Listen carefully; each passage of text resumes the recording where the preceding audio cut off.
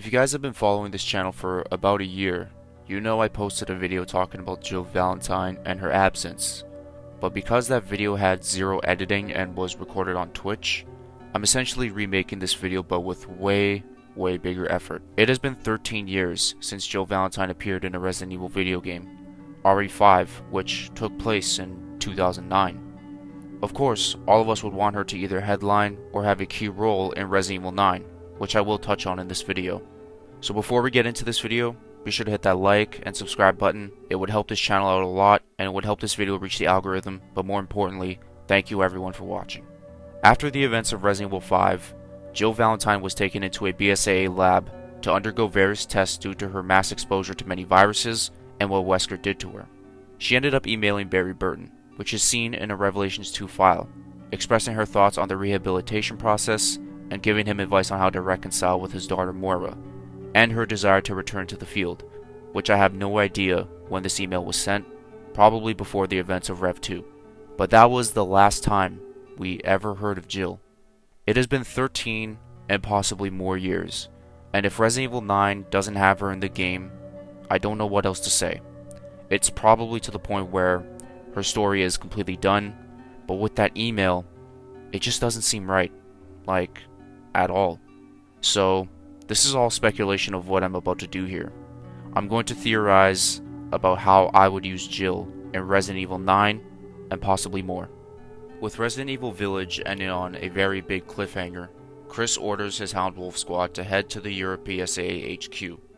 From the beginning point of view is that Chris was the one going rogue on the BSAA, but little do we know it was the exact opposite. Now we all know this could be a very big teaser to RE9, but all we can do now is speculate and create theories from this point on. So, if the BSAA went rogue and became the very thing they swore to destroy, what happened to Jill? And where is she? My theory is she is fine, but escaped the BSAA, but waited for Chris to finish his mission in the village. Another weird thing is, Mia and Rose are in the same aircraft Chris is in, going to the HQ. So I don't know what their roles are. Maybe they get dropped off somewhere safe and go into hiding. After finding out what is really going on in the BSAA facility, it is completely empty. Only finding out that BOWs swarmed Chris and the Hound Wolf squad. They were able to fight them off. Chris is worried about what happened to Jill and the others, wondering if they're okay. But as he runs out of time to find out, a bomb is spotted in the facility, which everyone escapes as the building explodes behind them. Later on, Chris receives a call from someone for a meetup, but with him to come alone. It's Jill. Jill remained in hiding in order to not be spotted by whoever took over the BSAA. They do their research to find out who these people are, and once they do, they go off on the mission together, leaving the Hound Wolf squad behind, since this is a more personal stake for Jill and Chris. Jill talks about the rehabilitation process that she endured in the BSAA lab for years, saying it feels really good she recovered and felt a lot better, but her recovery was literally years ago, which does bring a question as to what she has done within that 13-year gap. It honestly could be way longer, most likely 15 years, but we'll get to that later. Jill hasn't really had the opportunity to talk to Chris or anyone since she was in hiding for quite some time, so on their way to where the enemies are, they caught up on a lot of things. Jill didn't talk to anyone about what Wesker did to her, and as to why she nearly died to save Chris's life. I'm not sure if that is still explained or not, but Chris found out why, and it's something that brings closure, not just for them, but for Resident Evil fans as well, since we all miss Jill very much. She opens up about the lab and her treatments to get rid of viruses and other weird things inside her. She seemed fine and was really happy she was gone and free from the control of Wesker. Chris talked about the situation with Ethan and how traumatic it was seeing him die, saying it was very similar to Pierce's death in RE6, which is heavily crazy similarities if you guys haven't noticed yet. They patch things up, catch on to what has been happening in their lives, and proceed to focus on the mission.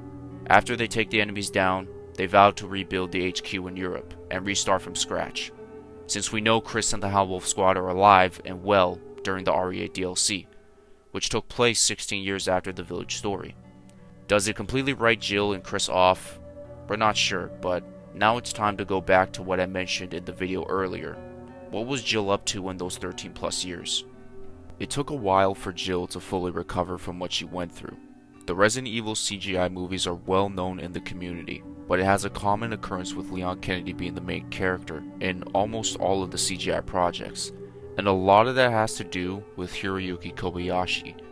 And earlier this year, he announced he left the company to be a producer elsewhere. So the opportunity for Jill to be a main character in a CGI movie is open more than ever.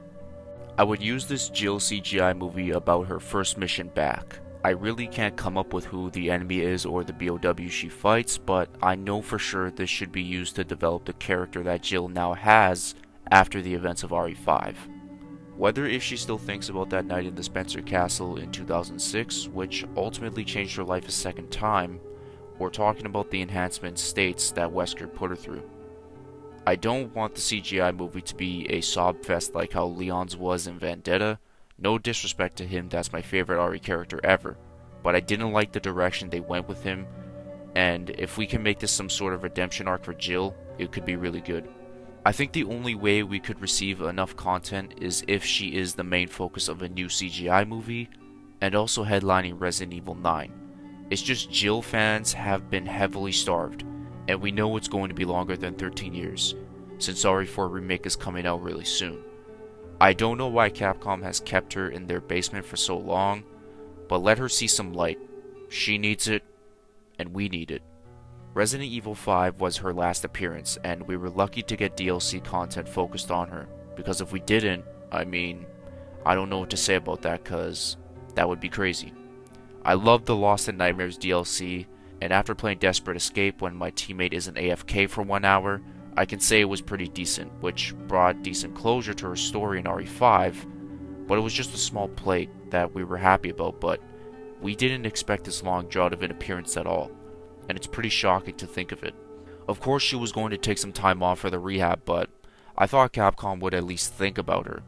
They probably do now more than ever since the Winter's story is now done, and the legacy characters have a wide open opportunity to return, and that goes for the other 3 outside of Chris Redfield, and even another one that's always lurking in the shadows until it's the right time to reveal herself. I just hope Resident Evil 9 is the game, and there is so much opportunity to dive deep into her character because there's so much that we can know about. I know the RE9 plot I wrote down was coming from my head, but that's all I can base it off of since we have literally zero information about Resident Evil 9, so hopefully you guys enjoyed that little plot that I had. I expect the return to be around 2025 or maybe late 2024, depending on when they want to drop RE9.